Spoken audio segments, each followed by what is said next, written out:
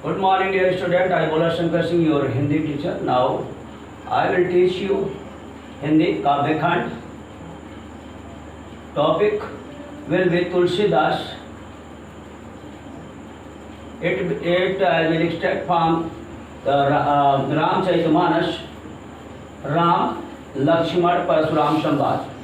सुप्रभातम, मैं भोला शंकर सिंह, आपका हिंदी अध्यापक। मैं आज आपको हिंदी के काव्य खंड के अंतर्गत तुलसीदास और उनके द्वारा रचित रामचरितमानस से लिया गया राम लक्ष्मण परशुराम संवाद का विस्तृत व्याख्या करेंगे और आप उसे ध्यानपूर्वक सुनिएगा। सबसे पहले हम तुलसीदास जी की कल बात कर रहे थे कि तुलसीदास जी जो भक्ति काल के सगुण काव्य शाखा के राम भक्ति शाखा के प्रमुख कवि हैं, तो उनके बारे में जन्म मृत्यु उनकी थोड़ा रचनाएं उन्हें जानना आवश्यक है। तो हम आपको इसका एक परिचय देना चाहते हैं। तो राम जिनके आराध्य देव रहे हैं, तो तुलसीदास जी का जन्म 1532 ईस्वी में बादा जिले के राजापुर नामक ग्राम में हुआ था। इनके पिता का नाम आत्माराम दुबे, माता का नाम मुंशी था। जब ये पैदा हुए तो मूल अभुक्त मूल नक्षत्र था। इनके सिर पर पूरे बाल थे, 32 दांत थे, राम बोले, इसलिए बचपन का नाम इनका राम बोला पड़ा। तुलसीदास जी के बचपन का नाम क्या था ये पूछा जाता है, तो इनके तुलसीदास जी के बचपन का नाम राम बोला था। ये चूँकि मूल नक्षत्र में पैदा हुए थे, इसलिए जब थोड़ा बड़े हुए थे इनके माता पिता का देहांत हो गया। इनका पालन पोषण करने वाली धाय माँ भी स्वर्ग सिधार गई। गांव वालों ने इन्हें अशुभ समझ करके शंकर जी के बाहर गांव के मंदिर था, वहाँ पे छोड़ दिया। वहाँ पार्वती जी एक बुढ़िया बनकर आती थी, उनको खिला के चली जाती थी। धीरे धीरे तुलसीदास जी बड़े होने लगे। जब बड़े हो गए तो बाबा नर हरिदास के आश्रम में गए और वहाँ पर उन्होंने विभिन्न प्रकार के वेद शास्त्र पुराण आदि की शिक्षा प्राप्त की और उनका विवाह रत्नावली रावत एक शिव कन्या से हुआ। वे रत्नावली से बहुत प्रेम करते थे। एक दिन रत्नावली उनको बिना बताई मैके चली गई। तुलसीदास जी जब घर वापस लौटे तो रत्नावली को नहीं पाए और तुरंत ही वहाँ से सीधे अपने ससुराल पहुँचे। वहाँ रत्नावली ने जब इनको देखा तो फटकार लगाई, कहा कि अस्त जार मम्मा मदे हमें ता में ऐसी प्रीत ऐसी हो श्री राम ने तो न होती भौभीत। का मेरे हाड़ मास के शरीर से तुम जितना प्यार करते हो, अभी यदि इतना प्यार आप भगवान से करते तो आपको संसार के आवागमन से छुटकारा मिल जाता। उनको यह बात लग गई और वापस लौटे, संसार से विरक्त हुए, सब कुछ परित्याग कर दिए। फिर तुलसीदास जी विभिन्न प्रकार के कथा प्रसंगों में रुचि रखते हुए अंत में उनकी साक्षात्कार चित्रकूट में भगवान राम से हुई। इसमें हनुमान जी का बहुत बड़ा योगदान था। फिर प्रेरणा से हनुमान जी की प्रेरणा से ही उन्होंने रामचरितमानस की रचना की, जो आज भी हिंदुओं के सबसे बड़ा और सरल भाषा में लिखा गया व्यवहारिक ग्रंथ मानते हैं। और उसके विभिन्न प्रकार के रूपांतरण किए गए हैं। रामलीला इत्यादि में कई राधे श्याम रामायण और उसका बहुत से लोगों ने उपयोग किया है। तो बड़ा उपजीव्य काव्य बन गया है रामचरितमानस और प्रत्येक हिंदू के लिए, प्रत्येक लोगों के लिए वह आदर्श काव्य है, महाकाव्य है। महाकाव्य के सारे लक्षण उसमें विद्यमान हैं। तुलसीदास जी ने ऐसे अनेक योद्धा रचनाएं की, लगभग 13 रचनाएं उनकी प्राप्त होती हैं। तुलसीदास जी के मृत्यु वाराणसी में 80 घाट पर संवत 1680 में हो गई। जैसा कि दुआ प्रचलित है, संवत 1680 80 गंग के तीर, सावन शुक्ला सप्तमी तुलसी तजो शरीर, ऐसा उनके बारे में कहा जाता है। तो भाषा रचनाएं ले लेते हैं। तुलसीदास जी की प्रमुख रचनाएं हैं रामचरितमानस, गीतावली, दुआवली, कवितावली, कृष्ण गीतावली, विनय पत्रिका, बरवै रामायण, रामलला नैशु, बैरागी संदीपनी आदि इनकी रचनाएं हैं। भाषा तुलसीदास जी की भाषा मुख्य रूप से अवधी है। उन्होंने विनय पत्रिका की रचना केवल ब्रज भाषा में की है। तुलसीदास जी का भाव पक्ष बहुत ही सबल है। उन्होंने विभिन्न प्रकार के जो होता है भगवान राम के लोक रक्षक रूपों का वर्णन किया है और संसार के हित की भी कामना की है। जैसा कि हमारी संस्कृति की परंपरा रही है, उन्होंने कहा कि कीरति वनिति भूति बल सोई सुर सरि सम सब करि धोई। ऐसे उदात्त भावना के साथ अपने काव्य की रचना की। उन्होंने आरंभ में गुरु की वंदना की। वंदो गुरु पद पद्म परागा सुरुचि सुवास सरस अनुरागा अमीय मोरी मय चूरन चारु समन सकल भवरुज परिवारु।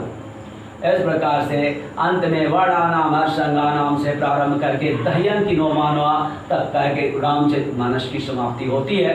और इसमें उदात्त चरित्र भगवान राम के आदर्श पुत्र दशरथ पिता के रूप में भरत और लक्ष्मण आदर्श भाई, आदर्श मित्रता राम सुग्रीव विभीषण में देखने को मिलती है।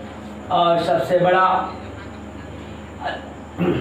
असत्य के ऊपर सत्य की जीत, अन्याय पर न्याय की जीत का यह एक सुंदर महाकाव्य है। और इसमें विभिन्न प्रकार के ऋतुओं का वर्णन और विभिन्न अस्त्र शस्त्र हर प्रकार के रसों से सुसज्जित इनका रामचरितमानस है, जिसमें हम हर प्रकार के अपने जीवन में आने वाले मानव मूल्यों को पा सकते हैं।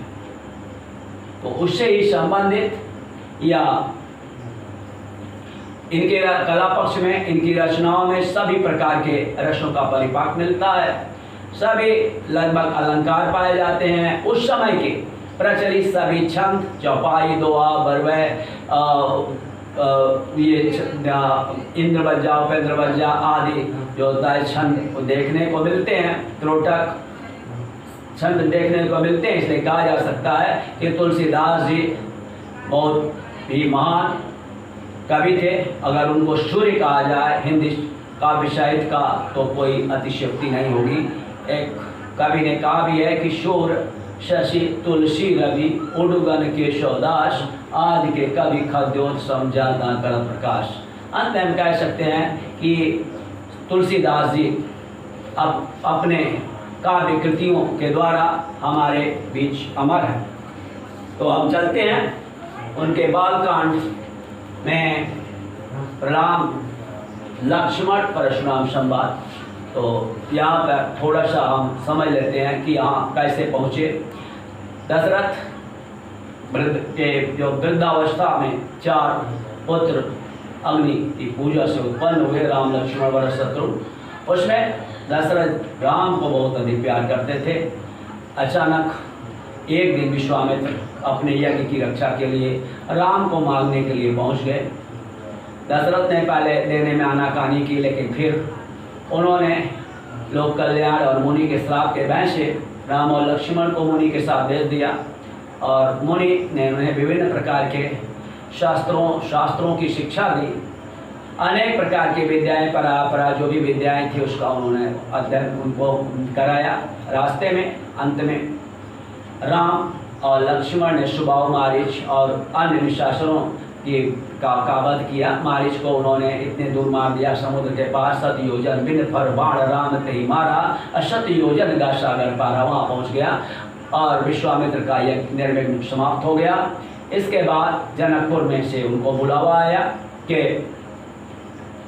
जनकपुर में यज्ञ हो रहा है। चूँकि विश्वामित्र मुनि राजर्षि थे और उनको निमंत्रित जनक ने किया कि आइए, गुरु के साथ शिष्य भी जा सकते हैं। उन्होंने राम से कहा चलिए हम लोग धनुष यज्ञ देखा जाए। वहाँ बहुत बड़े बड़े राजा आए। सारे राजा वहाँ उपस्थित थे। रावण बाण छुआ नहीं चापा, हारे सकल भूप करिदापा, भूप सहस 10 में कहीं 12, लगे 58 टरई नटारा। तो उस धनुष की योद्धा विशालता गुरुता ऐसी थी कि 10,000 राजा भी उसको नहीं, रावण बाण जो बाणासुर जो कि बहुत बड़े योद्धा थे उस समय, उन लोगों ने तो धनुष को छुआ तक नहीं और अनेक राजा घमंड करके हार गए। तो फिर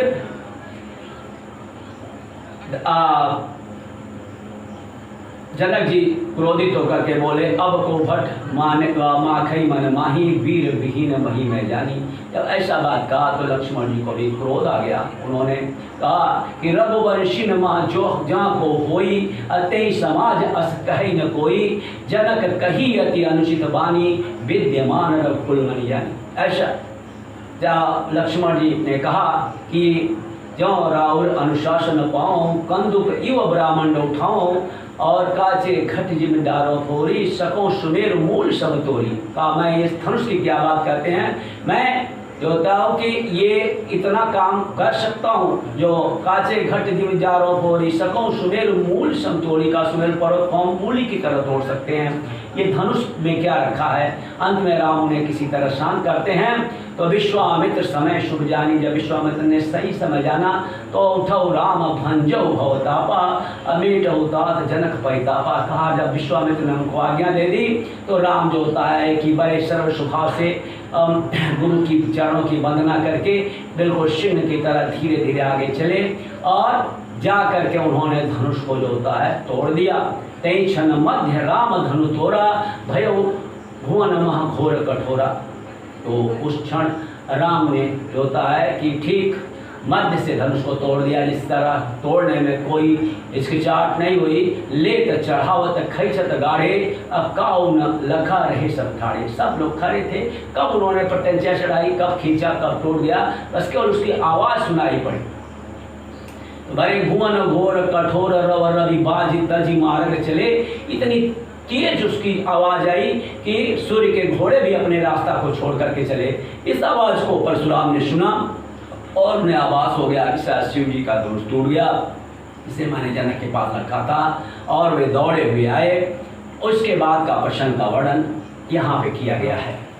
मैंने आपको एक भूमिका के साथ उसके पूर्व प्रसंग को हमने आप बताया।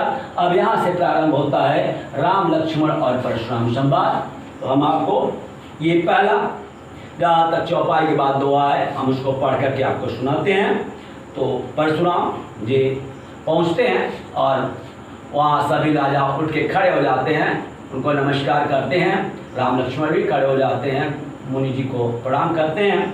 फिर अब यहाँ से राम लक्ष्मण परशुराम संवाद का ये चौपाई से प्रारंभ होता है कि नाथ शंभुधनु भंजनिहारा होइए क्यों एक दास तुम्हारा, आय शुकाह कहिए किन मोही सुनि साई बोले मुनि कोई।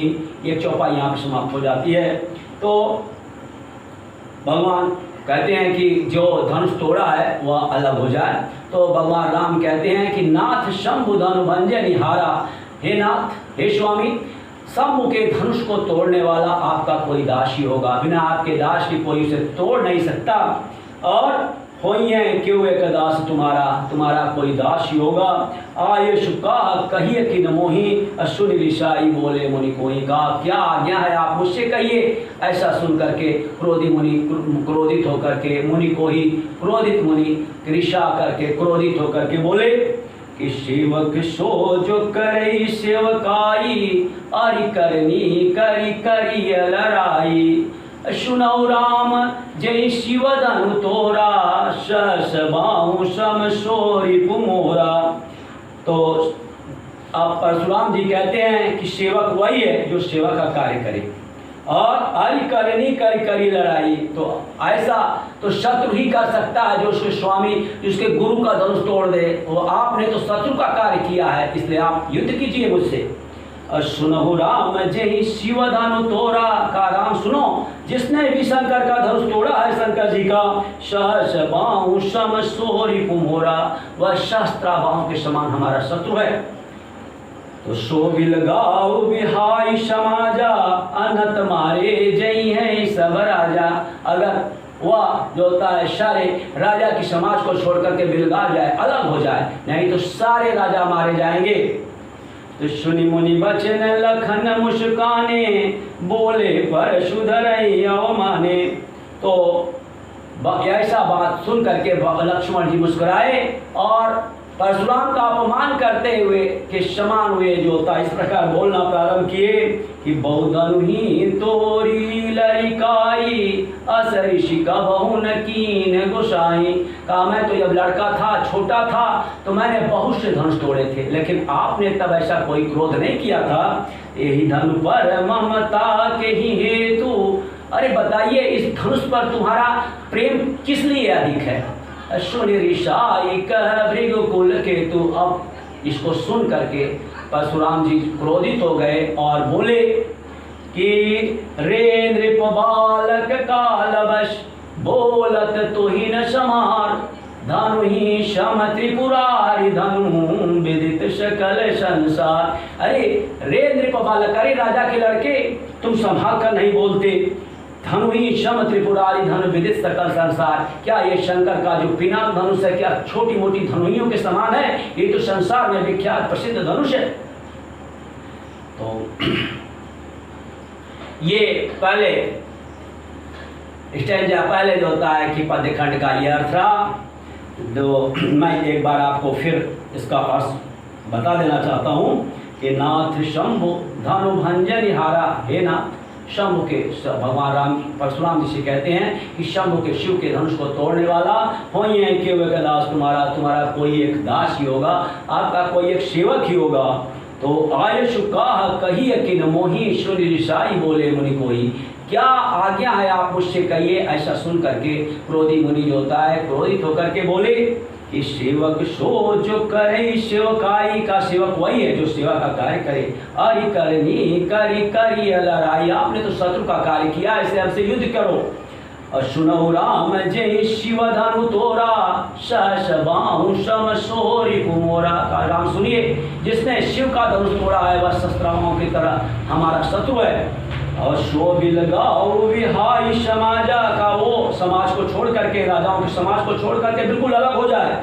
नत मारे जय हैं सब राजा। अगर ऐसा नहीं करता तो सारे राजा मारे जाएंगे।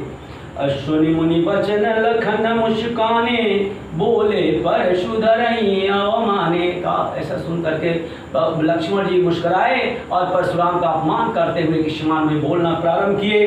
बहुधनु ही तोरी लड़काई कबो नयस ऋषि की गोसाई। का मैं लड़का था, छोटा था, तो मैंने बहुत से धनुइयों को तोड़ा, लेकिन तब आपने ऐसा क्रोध नहीं किया।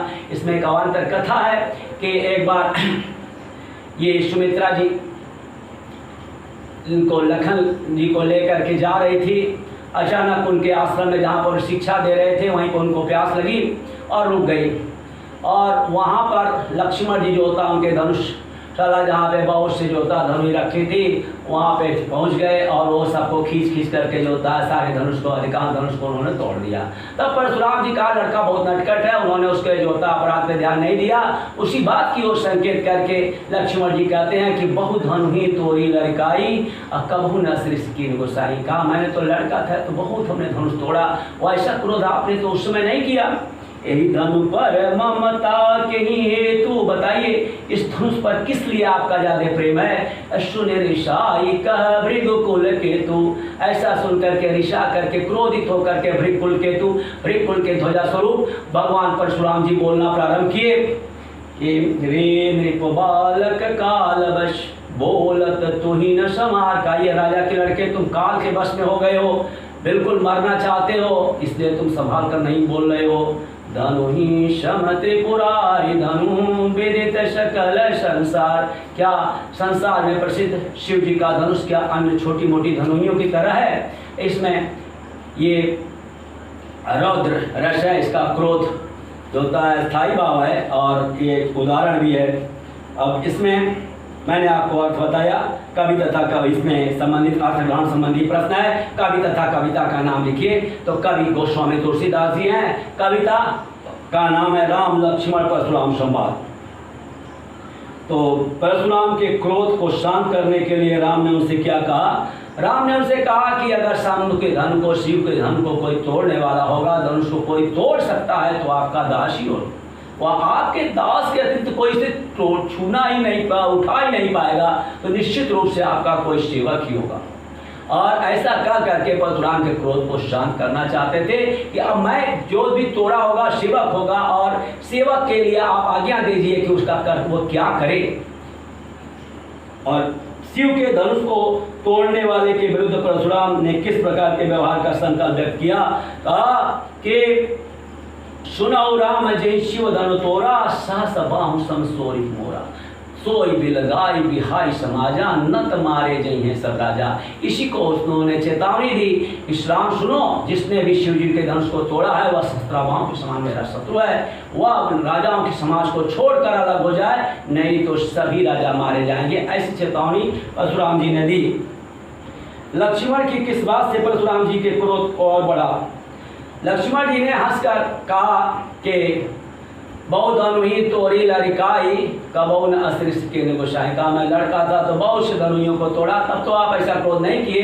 ए धनु पर ममता के हेतु बताओ, इस धनुष से आपका क्यों ज्यादा प्रेम है, क्यों ज्यादा लगाव है। ऐसा सुनकर के परशुराम जी का क्रोध बढ़ गया। परशुराम के क्रोधित होने का क्या मुख्य कारण था।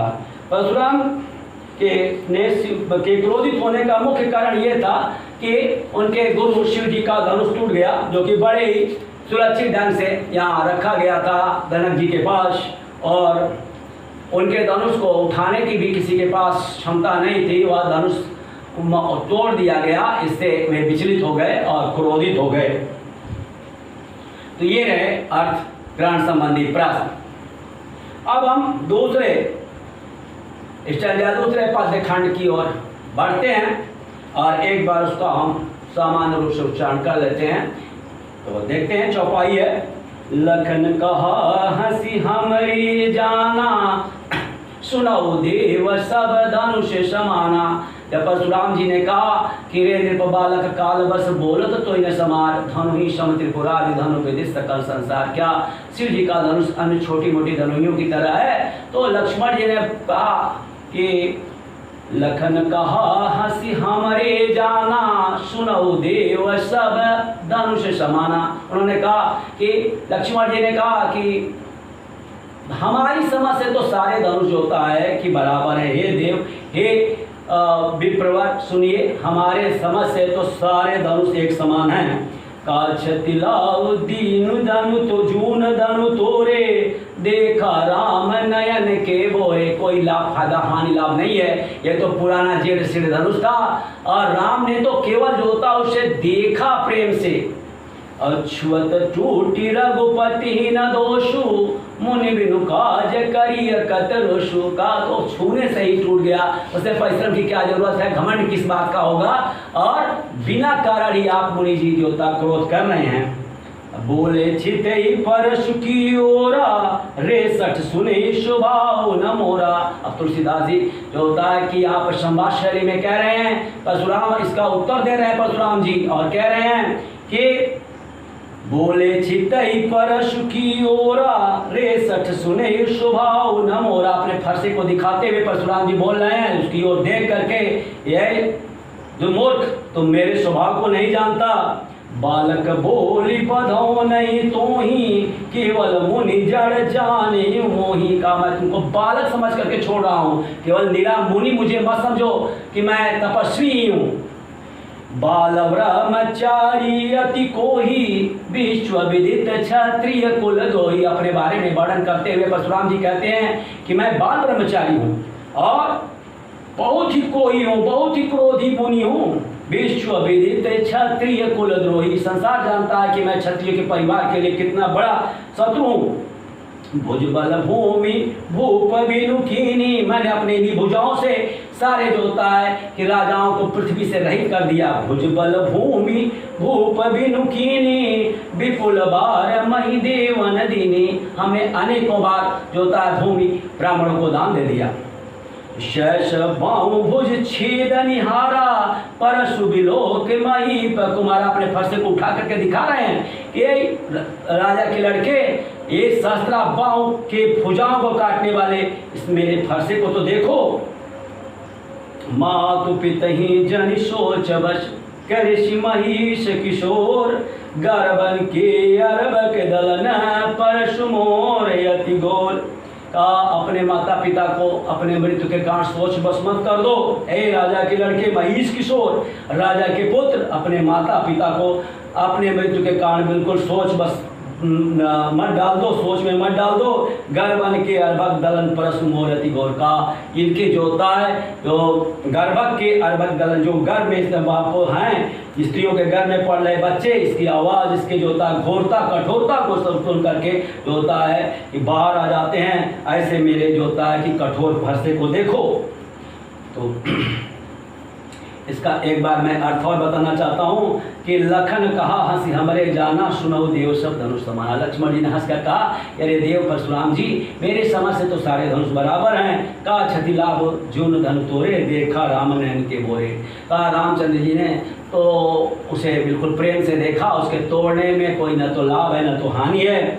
और बोले छुत टूटी रघुपति न दोषु, अमीन मुनि बिनु काज करिए कतरोसु। काज ये छूटे ही टूट गया, इसमें भगवान राम का कोई दोष नहीं है और आप अकारण ही क्रोध कर रहे हैं। बोले चितई परस की ओरा, रे सठ सुने स्वभाव, अपने परसे को दिखा करके देख करके बोले, अरे मूर्ख, तुम मेरे स्वभाव को नहीं जानता। बालक बोली बधाओ नहीं तो ही, केवल मुनि जड़ जान ही मोही। मैं तुमको बालक समझ करके छोड़ रहा हूँ, केवल मुझे निरा मुनि मत समझो। बाल ब्रह्मचारी अति कोही, विश्व विदित क्षत्रिय कुलद्रोही।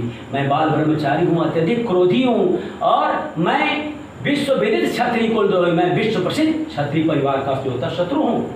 अब भुजबल भूमि भूप बिनुकीनी, हमने इन्हीं भुजाओं के बल से कई बार जो होता है कि पूरे जो होता है क्षत्रियों को, राजाओं को नष्ट कर दिया। अब विपुल बार मही देवों ने दीनी, हमने अनेकों बार ये भूमि को राजा ब्राह्मणों को दान दे दिया। सहस बाहु भुज छेद निहारा, परसु विलोक महित कुमारा। ये सहस्त्रा बाहों के भुजाओं को छेदने वाला, काटने वाला इस पर इस जो होता है भयानक फरसे को तो देखो। माँ तो पिता ही जनि सोच बस कृष्ण महिष किशोर, गर्भन के अर्भक दलन परस मोरति घोर। तुम ये राजा के लड़के, तुम अपने माता पिता को अपने मृत्यु का कारण सोच विवश मत कर दो। ये जो होता है घोर मेरा फरसा, जिसकी जो होता है कि घोर कठोर उसके जो होता है उसके भयानकता को देख करके जो गर्भ के बच्चों का भी जो होता है ये नाश कर सकता है। तो आज का पाठ बस यहीं तक समाप्त होता है। शेष जो बचे हुए चौपाई हैं, दोहे हैं, उसका अर्थ हम अगले दिन